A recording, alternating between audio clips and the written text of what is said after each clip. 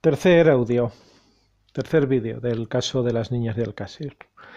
Bueno, pues por fin, sobre la 1:15 de la tarde, más o menos, siempre es más o menos, tras más de hora y media de espera por parte de los consuegros, aparece un coche en el puesto de Llombay. Es un Citroën BX gris metalizado con 3 personas vestidas de paisano en su interior. Son Pedro Cano Nortes, Vicente Rivas Nieto y Raúl Martín González, de la Unidad Orgánica de Policía Judicial de la 311 Comandancia de Valencia, el grupo de atracos. El grupo de atracos que llega a Llombay tras unos 3/4 de hora de viaje desde Náquera.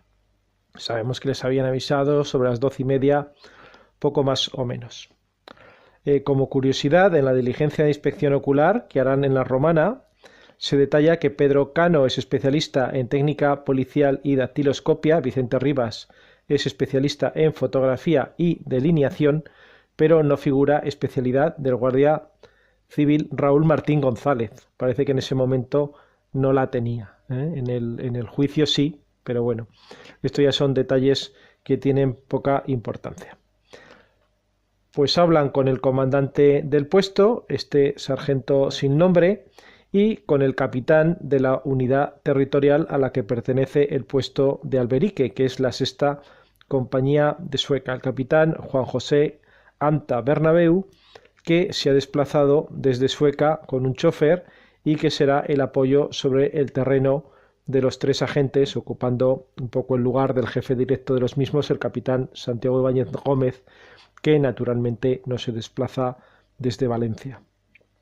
Los agentes tienen que informar de las novedades a ANTA, pero hay que dejar claro que estos son autónomos en su labor. En realidad, el jefe de la Policía Judicial será el juez que esté presente en las diligencias. Ya os comenté que mi pequeña aportación al caso será desvelar la identidad de este capitán del que nunca había visto reflejado el nombre, ¿vale? Con un poco de misterio, un poco de una manera bastante tonta, no os desvelaba dónde había encontrado este nombre, simplemente os decía que estaba en el sumario de Alcácer y que buscando pues allí se encontraría, ¿no? Bueno, luego os digo dónde aparece el nombre de este capitán. Bueno, pues una vez enterados de que han aparecido unos restos humanos y un posible cadáver enterrado en el monte, preguntan por la comisión judicial que tiene que acudir al levantamiento del cadáver, y como les dicen que están avisados, que está avisado el juzgado, pero tardará en llegar porque está en otro levantamiento, los guardias civiles deciden subir para ir haciendo la inspección ocular de la zona. Es algo habitual. Pedro Cano lo dice textualmente: si nos llaman es para ir ya. Llevan un equipo absolutamente básico, que es el que llevan de ordinario en el vehículo, que piensan será suficiente para el trabajo que creen que tienen que hacer. Cano también dirá en su día, en el juicio, dirá textualmente: si nos hubieran dicho que íbamos a hacer la inspección ocular del lugar donde estaban enterradas las 3 niñas que desaparecieron, hubiéramos ido provistos de todos los elementos inimaginables para hacer una diligencia de inspección ocular más exhaustiva que la que hicimos en ese momento. Su compañero Raúl Martín también lo reiteró: si nos hubieran dicho que íbamos al levantamiento de 3 cadáveres, nos hubiéramos pasado por la comandancia a por más elementos. Pero no son adivinos. El sargento de Llombay pide a Gabriel Aquino que acompañe a los paisanos hasta el hallazgo y que su consuegro espere allí para subir posteriormente con el juez. Es lo más lógico, al fin y al cabo el señor Aquino es el propietario de aquellas tierras. Posiblemente don Gabriel ni siquiera llegó a identificar a aquellos señores como guardias civiles. Él estaba acostumbrado a verlos uniformados. Posiblemente nunca había visto un guardia civil trabajando de paisano, y por entonces ni siquiera, como vemos en las fotografías de ese día y del día de los días posteriores, pues ni siquiera se ponían los chalecos identificativos que vemos ahora. Bueno, pues salen de Llombay los 4 en el BX, primeros kilómetros por carretera desde ese cruce con Catadau. El señor Aquino les va indicando, y luego los tortuosos caminos de tierra. Primero el camino de la Parra, el del Granotar, el camino del Campillo y al final el camino de la Romana, que es el que se dice que está en peor estado. Pero el BX tiene suspensión hidroneumática y se puede elevar. Os he puesto este pequeño vídeo para que veáis cómo se eleva la suspensión de este coche, así que no encuentran grandes dificultades. Han salido de Llombai sobre la 1:25, poco más o menos, y llegan a la fosa entre las 2:10, 2:20, es decir, los 45 minutos de rigor que todos señalan. Respecto al estado de los caminos que conducen a la Romana, resulta que hay un informe del SEPRONA, el Servicio de Protección de la Naturaleza, de la Guardia Civil, hecho el 29 de enero, que está en los folios 133 a 141 del sumario. Ya sabéis que la inaccesibilidad, entre comillas, de la Romana está muy mitificada y no parece suficiente desmentido la cantidad de vehículos que subieron allí aquella tarde, y no me refiero a los todoterrenos de la Guardia Civil, sino a coches normales, este BX de la Judicial, coches de policías locales, de fotógrafos y prensa escrita y de varias emisoras de televisión que subieron al final de la tarde. Este informe declara que es muy interesante porque declara que efectivamente los caminos están en mal estado y esto se debe, aparte de sus pocos cuidados durante muchos años, a las fuertes lluvias de la Navidad pasada. Son estas lluvias las que han arrastrado piedras y hecho surcos en los mismos. Se habla de que su estado es irregular y abrupto, resultando de difícil conducción. Se dice también literalmente: no obstante, a la partida La Romana se puede acceder con cualquier vehículo sin tener en cuenta los daños que se pudieran ocasionar en los bajos de los mismos debido al arrastre de tierras por aguas torrenciales, haciendo dificultosa la conducción de los mismos. Pedro Cano en su día dirá: yo creo que por ahí puede circular cualquier coche. Y como dijo otro guardia civil con cierta gracia, yo sí subiría, pero con el coche de otro, no con el mío. Lo interesante de este informe es que implícitamente se nos deja claro que antes de las torrenciales lluvias de Navidad, esos caminos estarían sin duda en mejores condiciones, no en buenas condiciones, pero sí en mejores condiciones de lo que estaban el día de autos. Si las niñas fueron llevadas a la Romana, vivas o muertas, el día de su desaparición, el camino estaba bastante más transitable que lo que está 2 meses después. Por cierto, fijaos en el nombre del capitán de la compañía de Sueca que cierra el informe. Efectivamente, Juan José Anta Bernabeu. De aquí saqué el nombre. Bueno, misterio resuelto. Una vez llegados a la zona, tras esa última curva de 180 grados, dejan el coche a la izquierda del camino, en una zona abierta, cerca de las colmenas, donde después los dejarán todos los demás, y conducidos por Aquino recorren andando los 60 metros que hay hasta la fosa, que está en un plano superior. El bancal es una meseta elevada, unos 2,5 metros sobre el plano de las colmenas, al que se accede por un estrecho camino ascendente flanqueado por arbustos, en el que hay que ir en fila india. El mismo camino por el que horas más tarde se bajarán los 3 ataúdes con los cuerpos de las niñas. Se tarda 1,5 minutos en llegar a la fosa. Hay un vídeo en YouTube que hace este recorrido. En la diligencia dejan constancia de que son los primeros en llegar al lugar de los hechos y que se comprueba la veracidad del hallazgo a las 14:15 horas. Cano, en el juicio, declaró que no sabía si antes que ellos habían subido del puesto de Llombai. No lo preguntó cuando había estado abajo. Le parecería lógico que hubieran subido a comprobar el hecho, pero no lo sabían. Desde luego sí que queda claro que cuando ellos llegan allí no hay nadie. Por cierto, que el sargento primero, Pablo Pizarro Plaza, escribirá el 30 de enero el atestado, comenzará el atestado, está en los folios 52 a 55 del sumario, es el instructor de la Comandancia de Valencia y no estuvo ese día en la Romana para nada. También da por hecho que habían subido del puesto de Llombai a comprobar los hechos. En el juicio declarará que realmente no lo sabía. Lo había dado por hecho porque está establecido legalmente en la Ley de Enjuiciamiento Criminal. El entonces secretario del atestado, digo entonces porque luego, unos pocos días después, en febrero, cogió la baja y tardó muchísimo tiempo en reincorporarse al servicio, el también sargento primero José Moreno Alegre, dirá textualmente que el comandante de puesto de la Guardia Civil no me consta que subió primero y luego comunicó a la comandancia y al juzgado que dentro del funcionamiento de la Guardia Civil está la orden de verificar y comprobar. Es el propio desarrollo de la Ley de Enjuiciamiento Criminal y entendemos que todo componente del cuerpo cumple la ley y no tengo que comprobar con qué fue acompañado. Lo hago constar porque creo que así pasó, pero no tengo constancia de que se haya realizado, que deduzco que es así como se ha producido, ¿vale?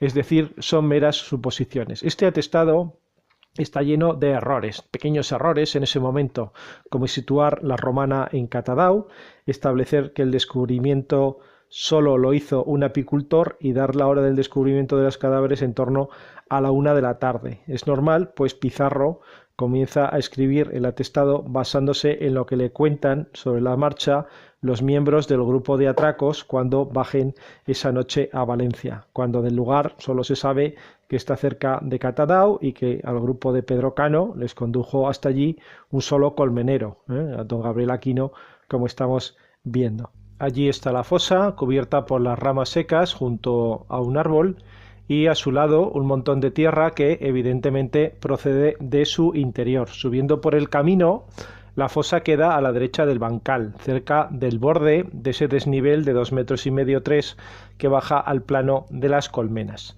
Hacen una primera foto mostrando las ramas, una foto bastante mala, por cierto, demasiado cerca, no muestra el conjunto ni da una imagen, no da una referencia de cómo están las ramas ni su tamaño con referencia a ningún otro objeto. Pero bueno, hacen, ya digo, esa primera foto y levantan alguna de las ramas y observan efectivamente el reloj y la mano cubierta de barro seco. Acaban de comprobar el hecho, oficialmente son las 14:15 horas, las 2:15 de la tarde.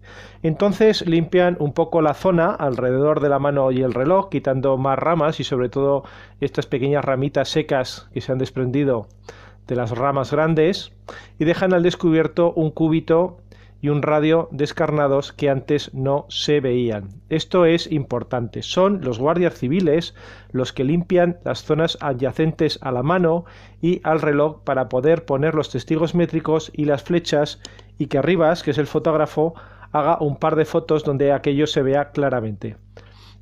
Esta actuación no la ven don Gabriel Aquino, que está allí, pero naturalmente no está encima del hecho, y mucho menos el señor Sala, que recordemos sigue esperando sentado en el puesto de John Bay.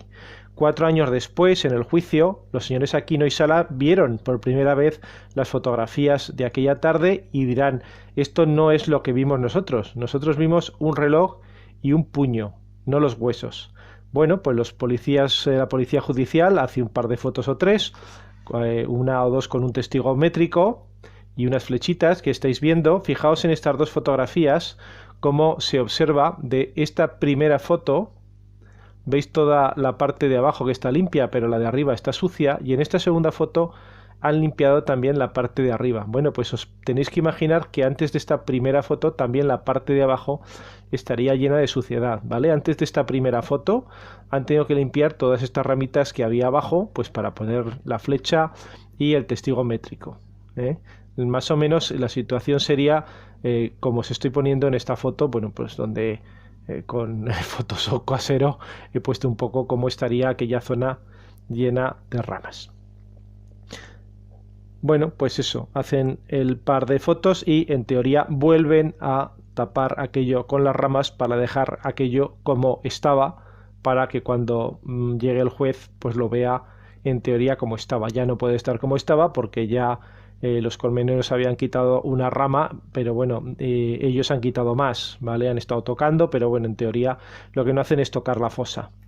Como hasta que no llegue el juez no pueden tocar nada de la fosa, porque para ellos las ramas, mover ramas y hacer fotos no es tocar la fosa, pues empiezan a echar un vistazo por los alrededores. Asomándose al borde, donde he puesto esta flecha roja, ven, Pedro Cano dice que lo vio él, un pequeño vertedero de basura hacia la parte baja del talud lleno de maleza que está en el lateral del bancal a unos 3 metros de la fosa. La fosa está en un antiguo bancal abandonado, recordémoslo, abandonado de olivos y muy cerca del borde del mismo, y el talud no es sino el desnivel que hace el bancal de bajada hasta el plano inferior, el plano del camino de tierra que lleva hasta las colmenas. Allí lo primero que ve son 3 cinturones. Entonces Cano, que es el más antiguo de los 3 policías judiciales, de los 3 guardias civiles, y actúa como jefe de equipo, aunque no lo es oficialmente, saca una carpeta, papel y boli y pide a sus compañeros que le vayan acercando el resto de lo que hay allí abajo, mientras él los va apuntando. Es el inicio de la futura diligencia de inspección ocular, que no estará redactada hasta el 1 de febrero. Rivas y Martín, con ciertas dificultades, van bajando a recogerlos por el talud, que tiene bastante desnivel, está bastante inclinado, hasta que se dan cuenta que a media altura hay un caminito que facilita la operación. Ese caminito que casualmente, entre comillas, parte de la curva de herradura que va hacia las colmenas y que casualmente va a parar prácticamente a la fosa. Evidentemente es mi creencia. La fosa está justo allí porque está cerca de este camino, ¿vale? Yo creo que ese camino se usó dejando un coche abajo para subir a las chicas hasta el hoyo, ya fuera hecho exprofeso o estuviera hecho anteriormente, ¿vale? Son apenas 25 metros los que hay que recorrer, pero ya digo, esto es una idea mía. Bueno, aparecerán un total de 18 objetos, pequeños objetos casi todos, o todos, que Cano va apuntando con toda la precisión posible. Una funda negra conteniendo prismáticos marca Tasco 8x21 con el número 16622, un cinturón de tela beige, un cinturón de cuero marrón, un cinturón de cuero negro con remaches metálicos plateados, es decir, los 3 cinturones, un guante de tela azul, un par de calcetines color burdeos, un calcetín de sport color blanco, una máquina de juego portátil marca Highway, una caja de plástico blanca conteniendo tiritas, una caja con la inscripción Zantac conteniendo comprimidos, un frasco de líquido para ahuyentar los insectos marca Autan, un bote de espuma moldeadora, un bote de laca marca Sudanesa, algodón, 2 sobres unidos de Urbal suspensión, un folleto de instrucciones de un radiocassette, modelo Controls and Features de la marca General Electric, un tubo de crema colorante y media collection de la marca L'Oreal y una cucharita o una cuchara de plástico blanca rota. Como nota curiosa, ya os lo dije en el anterior vídeo, en 2011 un usuario de Foro Coches llamado Bahamut hizo un reportaje fotográfico en la zona y fotografió en la caseta, en la famosa caseta donde oficialmente se cometió el crimen, un sobre vacío de Urbal suspensión, el sucralfato, que es la composición de esta marca, que era igual a los descritos en 1993 y que en teoría llevaba allí tirado 18 años. Tanto el Urbal como el Zantac son medicamentos para la acidez y para las úlceras de estómago. Bueno, pero por allí, en los alrededores de la fosa, hay algunas cosas más. Antes incluso de encontrar este pequeño vertedero, a unos 10-15 metros de la fosa, ya habían encontrado una cazadora vaquera marca Liberto Buenos, es decir, una marca, es una cazadora de marca que además parece que está en bastante buen estado, y en el centro de la explanada una sudadera gris con el dibujo de unas zapatillas y unos palos de golf cruzados en el pecho. Más abajo, junto a los coches, se encontrará posteriormente una cassette de Antonio Machín. 18 objetos en este vertedero y 3 fuera de él, pues en total 21 objetos.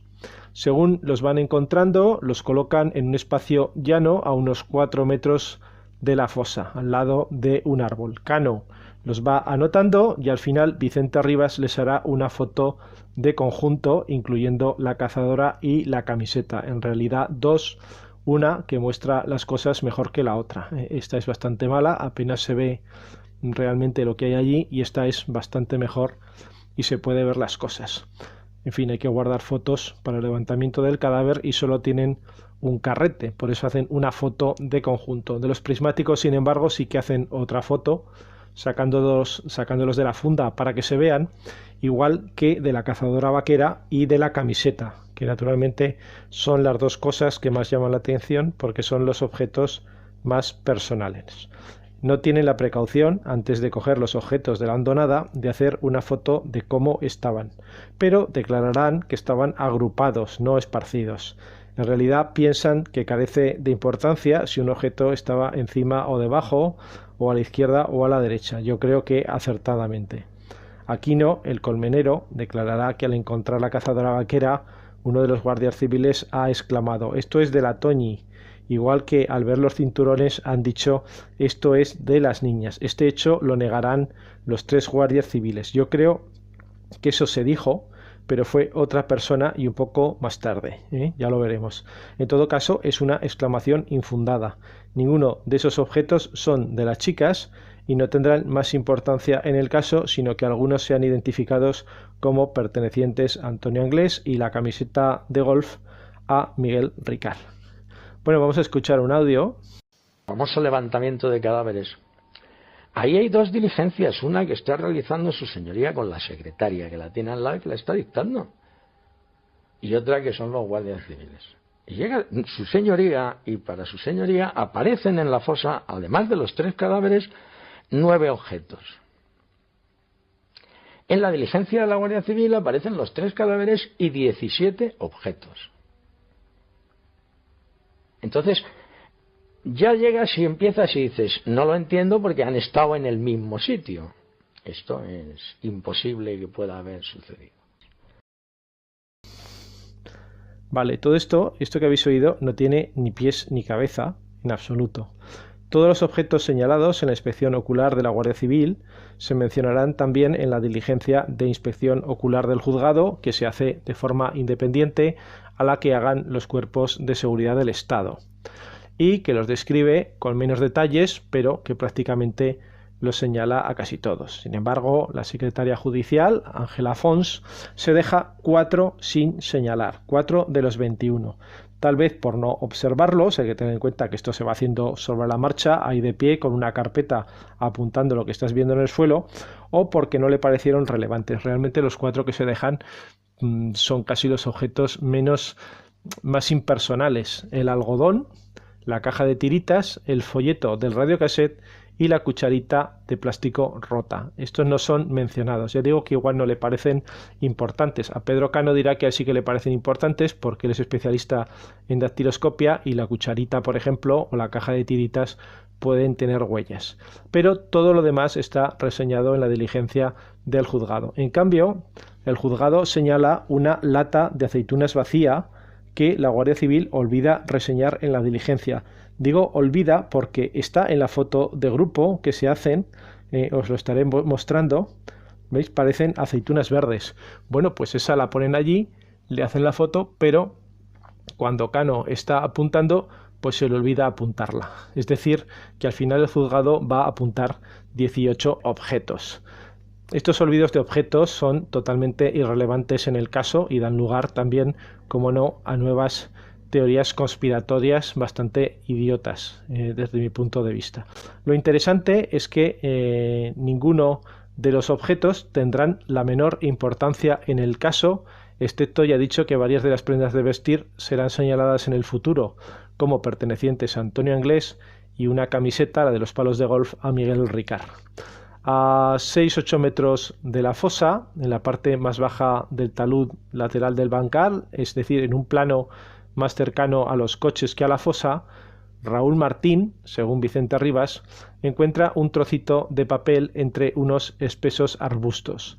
Pero el de los papelitos, de los famosos papelitos de la Romana, donde aparecerá el apellido Anglés, como no quiero hacer estos vídeos muy largos, pues hablaremos en el siguiente vídeo. Muchas gracias por escucharme y un saludo. Hasta pronto.